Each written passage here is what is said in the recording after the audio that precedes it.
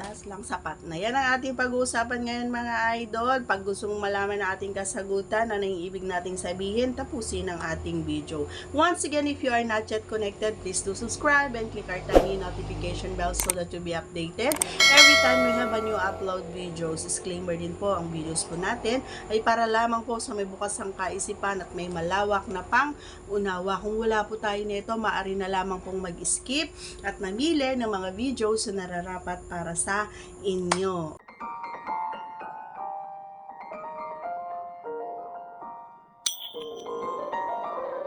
Okay?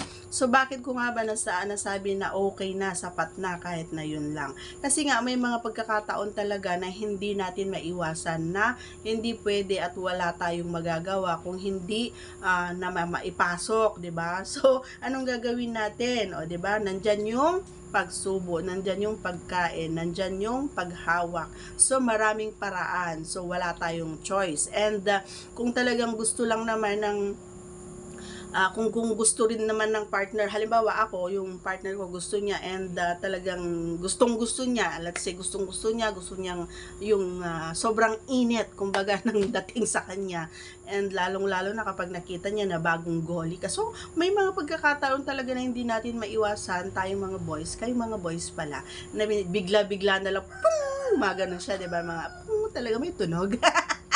May tunog mga idol na pung, ganun, 'di ba?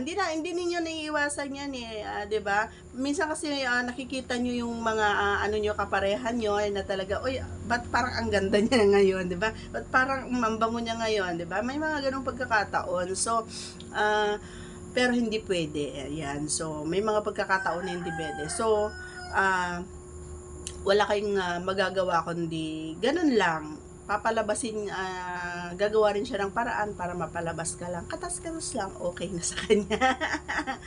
Siyempre, tutulungan ka niya sa pamamagitan ng pagsubo, pagkain, o di kaya, kahit di naman kaming mga kababaihan, ganun lang din. Kung ano yung nararamdaman nyo, ganun din. So, fair lang ba? Fair. Hindi pala, fair.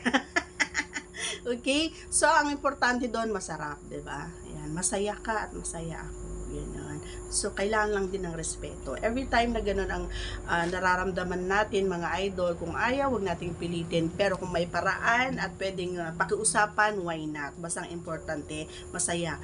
Diba? Masaya kayo parehas. Okay? So, that's all for today's video. Once again, if you are not yet connected, please do subscribe and click our tiny notification bell so that you'll be updated every time we have a new upload videos. Thanks for watching, everyone. See you again on our next vlog. Bye!